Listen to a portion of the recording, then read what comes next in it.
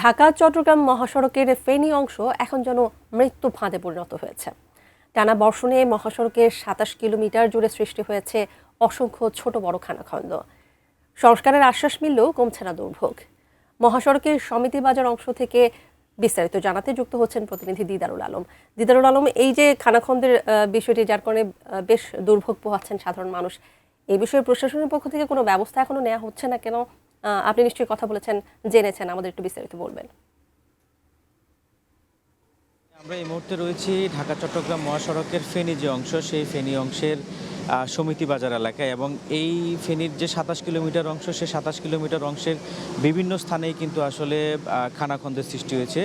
গত কিছুদিন ধরে যে টানা বৃষ্টি হচ্ছে, সেই বৃষ্টির কারণেই এই খানাখন্দগুলো সৃষ্টি হয়েছে বলে আমাদেরকে জানিয়েছে সড়ক বিভাগ।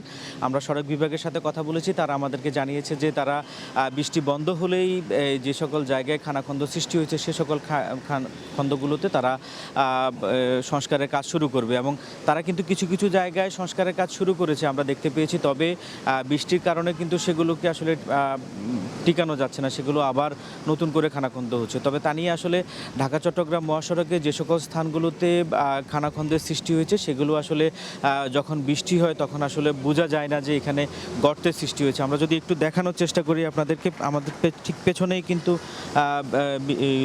পুরো রাস্তা জুড়েই কিন্তু আসলে খানাখন্দ দেখা যাচ্ছে, এবং এইখানে আসলে বড় গাড়িগুলো পার হতে পারলেও কিন্তু ছোট ছোট যে সকল গাড়িগুলো রয়েছে সেগুলো আসলে যখন বৃষ্টি হয়, বৃষ্টির কারণে খানাখন্দটি বোঝা যায় না, যে কারণে গর্তে পড়ে যায়, এবং সেখান থেকেই কিন্তু আসলে ছোট বড় দুর্ঘটনাগুলো ঘটছে গত বেশ কিছুদিন ধরে আমরা দেখতে পেয়েছি। এবং এর পাশাপাশি আমরা এখানকার চালক এবং যাত্রী তাদের সাথে কথা বলেছি যে আসলে কিছু কিছু সময় চালকরাও কিন্তু আসলে খুব খারাপ পরিস্থিতি তাদেরকে পড়তে হয়, তারা না দেখেই গর্তে তাদের চাকা পড়ে যায়, যে কারণে আসলে গাড়িগুলো দুর্ঘটনায় পড়ে আমরা আসলে যেটি দেখতে পেয়েছি। এবং এখানকার সড়ক বিভাগে যে নির্বাহী প্রকৌশলী রয়েছে তারা তিনি আমাদেরকে যেমনটি জানিয়েছেন যে আসলে যখনই বৃষ্টি বন্ধ হবে, বৃষ্টি বন্ধ হলেই আসলে এখানকার যে সকল খানাখন্দের সৃষ্টি হয়েছে বিভিন্ন স্থানে, সে সকল স্থানগুলো তারা নতুন করে মেরামত করবে বলে আমাদেরকে জানিয়েছেন। যে তানিয়া।